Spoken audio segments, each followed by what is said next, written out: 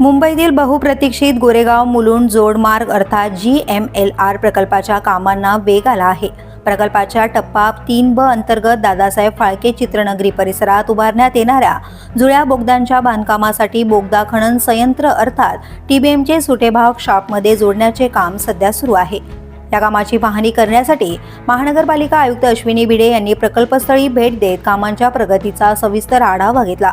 यावेळी आयुक्तांनी बोगदा आणि उड्डाणपूल बांधकामांच्या कामांची प्रत्यक्ष पाहणी करून कामकाजाची गती, गुणवत्ता आणि सुरक्षा मानकांची तपासणी केली। संबंधित अभियंते आणि कंत्राटदारांना आवश्यक सूचना देत निर्धारित वेळेत प्रकल्प पूर्ण करण्याचे निर्देश दिले।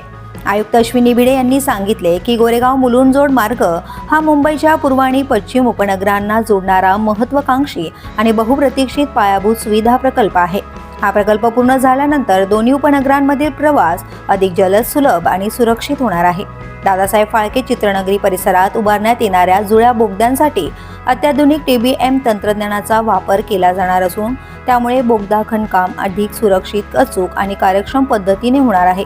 सध्या या यंत्रणेचे सुटे भाग शाफ्टमध्ये जोडण्याचे काम वेगाने सुरू आहे। दरम्यान GMLR अंतर्गत दिंडोशी ते गोरेगाव दरम्यान उभारण्यात येणाऱ्या उड्डाणपुलाचे कामही नियोजनानुसार प्रगतीपथावर आहे।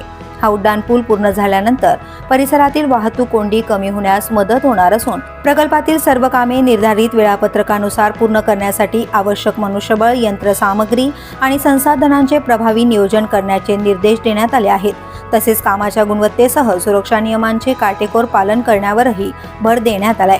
मुंबईच्या वाहतूक व्यवस्थेला नवी दिशा देणारा हा महत्त्वाचा प्रकल्प आता वेगाने आकार घेत असून त्याच्या पूर्णत्वाकडे नागरिकांचे लक्ष लागले आहे। द पोलीस न्यूजसाठी श्रीधर चव्हाण, मुंबई।